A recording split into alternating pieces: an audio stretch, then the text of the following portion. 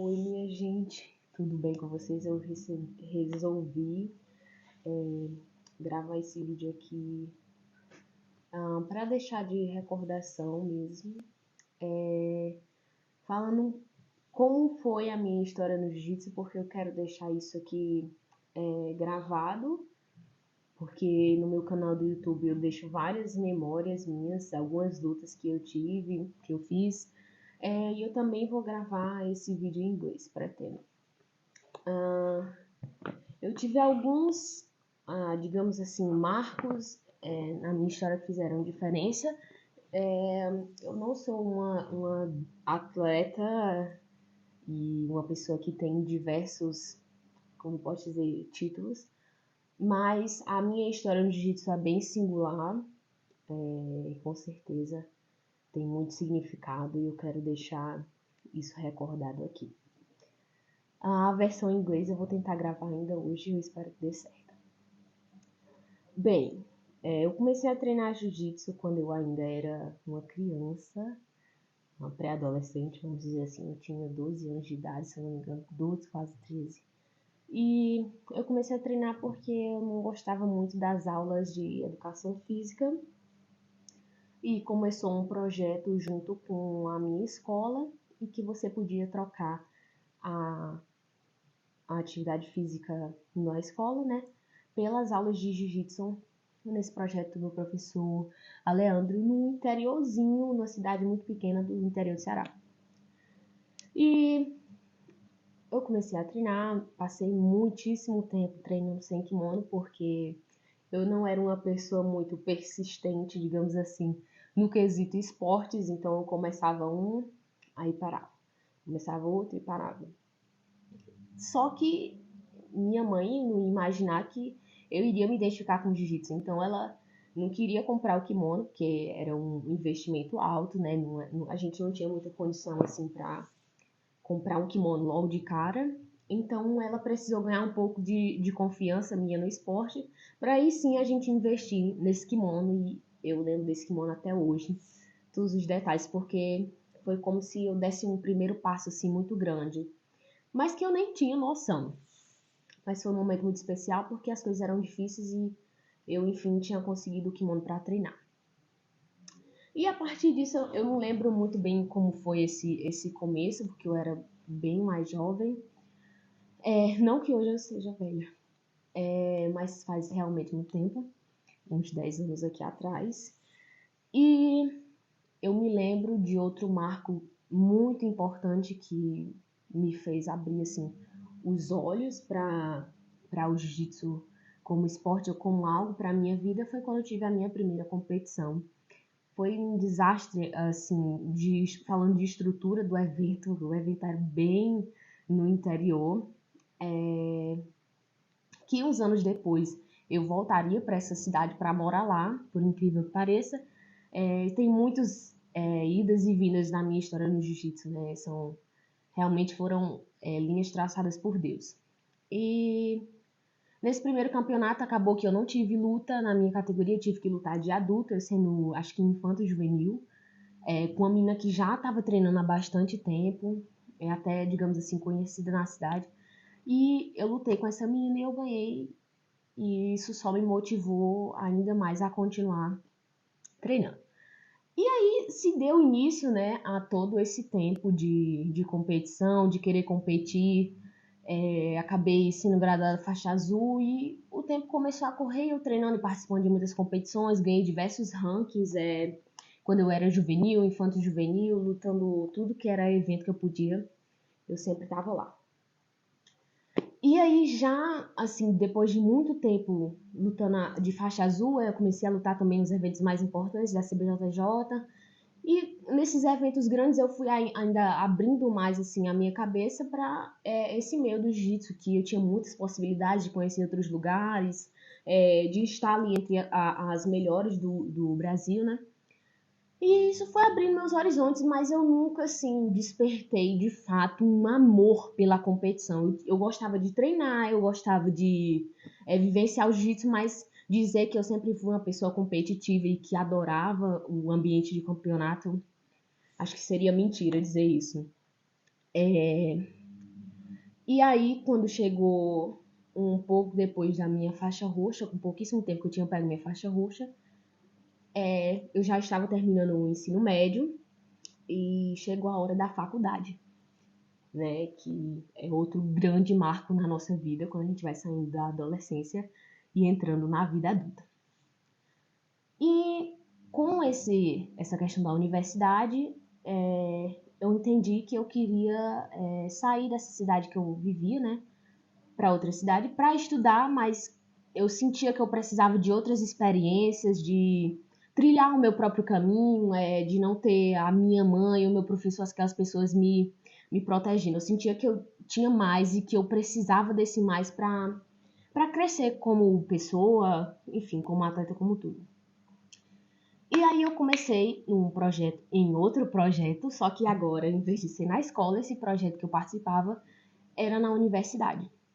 E nesse projeto eu fiquei durante toda a minha faixa roxa. Nessa época eu diminuí um pouco os ritmos de competições, porque eu tinha a universidade agora, né? E quando eu estava no ensino médio, eu realmente chutei a bola para os meus estudos no último ano do ensino médio. Porque eu só queria jiu-jitsu, treinar e lutar e competir e viajar, era isso que eu pensava. Mas na universidade as coisas não funcionavam assim. Então, eu continuei treinando, treinando forte e tal. Inclusive, eu era a única menina que treinava lá. Raramente tinham outras meninas. Uma, inclusive, até hoje é minha aluna, que eu gosto demais dela, era uma das únicas meninas que treinava comigo, que é a Nájila. Mas ela também já estava ali se formando, não tinha como manter a frequência nos treinos. Assim como eu, né, que também estava na faculdade, mas conseguia treinar, eu treinava sempre, porque era aquele meu momento de refúgio, mas eu não conseguia viajar para lutar como eu conseguia no ensino médio. Depois da minha faixa roxa veio a época da pandemia, eu continuei treinando do mesmo jeito, lutei acho que algumas competições, porque todo esse período da minha faixa roxa, no começo eu estava na universidade, estava bem corrido, e a outra parte desse meu período da faixa roxa foi pandemia. Então não tinha campeonato, os treinos eram bem restritos. Então chegou a minha faixa marrom.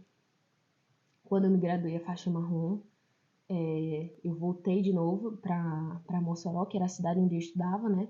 Porque nesse período de pandemia eu estava lá no interior do Ceará, com minha família e tal, época de pandemia, tudo online, tudo remoto, não fazia sentido eu ficar lá em Mossoró. Então, depois que a pandemia acabou, eu acabei voltando para Mossoró também, para continuar os estudos. E depois de um tempo treinando de faixa marrom, me veio na telha, e um amigo meu também falou, de eu abrir uma turma feminina, já que só tinha eu e pouquíssimas meninas treinando ali de menina, né? Não tinha muita menina para treinar. E a universidade era grande, tinha bastante estudantes, e ele me deu essa ideia, porque se não abre a turma feminina para você? E aí eu conversei com meu professor, João Marcelo, uma pessoa que eu gosto mais, tenho muita admiração, foi quem me graduou de faixa preta. Durante todo o meu período de azul, roxa e marrom, quem me graduou foi meu professor Leandro, que foi o idealizador lá no começo, que eu participei do projeto. E aí eu falei com ele, pra ele ter o que ele achava da ideia, e ele super me apoiou. Eu acho super válido você abrir a turma feminina. Aí eu pensei, e esse foi outro grande marco na minha vida, no meio do jiu-jitsu, né? Eu pensei que aquele projeto não ia dar certo, não ia dar a ninguém, porque dos meus 12 anos até 21 anos de idade, toda mulher que eu via começando raramente continuava. Era uma coisa assim, fora de realidade pra mim, porque eu nunca via aquilo acontecer. Então, eu queria dar essa chance pra mim mesmo, mas não acreditei, não criei expectativas que isso fosse dar certo.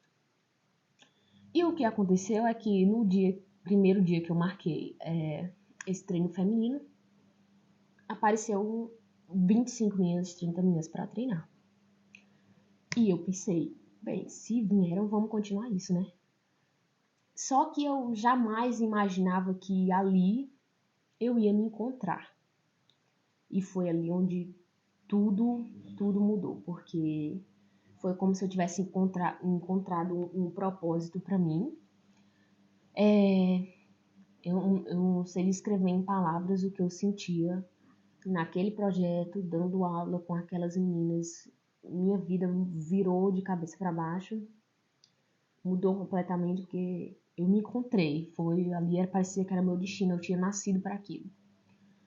E foi 1 ano de projeto, foi 2 anos de projeto, e nesse meio tempo eu tive outra grandíssima oportunidade, provavelmente uma das maiores oportunidades que eu tive, que foi de estudar inglês. Eu recebi a oportunidade, o professor de inglês falou comigo, Pablo, uma pessoa que eu tenho apreço enorme, que tenho muita gratidão. Hoje em dia, o inglês que eu falo é todo devido a ele, porque ele que me deu essa oportunidade, acreditou em mim mais do que eu mesma. E enquanto eu estava dando aula no projeto, eu estava estudando inglês. E depois de um tempo, abriram algumas vagas, eu já de faixa preta, abriram algumas vagas para um projeto escolar aqui nos Emirados Árabes Unidos, de dar aula aqui. Você podia entrar de faixa roxa, marrom ou preta, mas tinha que saber falar inglês. Mas como eu já estava estudando, eu vi a chance perfeita de mudar minha vida, de fazer o que eu amo, porque infelizmente as condições no Brasil não permitem com que a gente viva disso. E apesar de gostar também da faculdade, mas não era coisa que me enchia os olhos, eu tentava dar o meu melhor na faculdade sem dúvidas, até para valorizar todo o esforço da minha mãe para me manter ali. Mas o que me fazia brilhar, o momento especial, os momentos altos do meu dia era quando eu estava no tatame dando aula, quando eu estava no tatame treinando. E aconteceu de eu vir fazer a entrevista nos Emirados Árabes para entrar para esse projeto, que é onde eu estou hoje. Então, no ano de 2023 foi outro grande marco na minha vida, quando eu peguei minha faixa preta e quando eu decidi vir para os Emirados e hoje viver disso.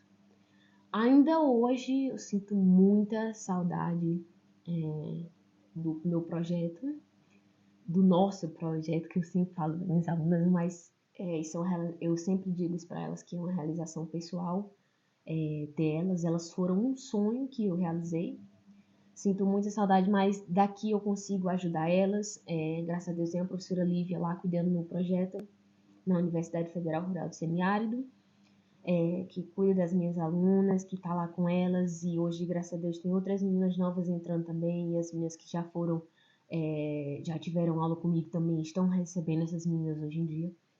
Mas hoje eu posso dizer que eu vivo 100% do meu sonho, que eu vivo do jiu-jitsu, e que toda essa minha trajetória hoje fez sentido, que tudo que eu... E os meus melhores sonhos, jamais imaginei viver o que eu vivo hoje.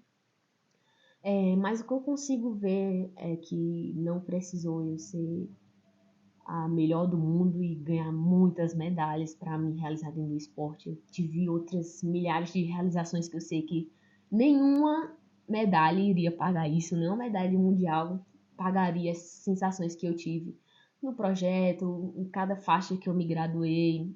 Acho que as pessoas que eu conheci, principalmente nesse caminho, fizeram com que a minha jornada no jiu-jitsu fosse muito mais prazerosa do que qualquer medalha, do que qualquer troféu, qualquer coisa que eu pudesse ganhar. Então, o que eu quero dizer é que às vezes a gente fica se comparando muito com as pessoas. Isso era uma coisa que eu fazia muito. Eu achava que eu não era boa no jiu-jitsu porque eu não ganhava muitos campeonatos, mas pode ser que eu fosse boa em outros caminhos, fazendo outras coisas, e meu propósito no jiu-jitsu talvez não fosse ganhar medalhas, mas sim mudar a vida das pessoas do mesmo jeito que o jiu-jitsu mudou a minha. Então é esse um pouco da minha história que eu queria deixar guardada aqui, e que eu sei que pouquíssimas pessoas vão ter acesso a isso, porque eu realmente estou gravando isso para deixar isso recordado, de toda essa jornada mais que especial que foi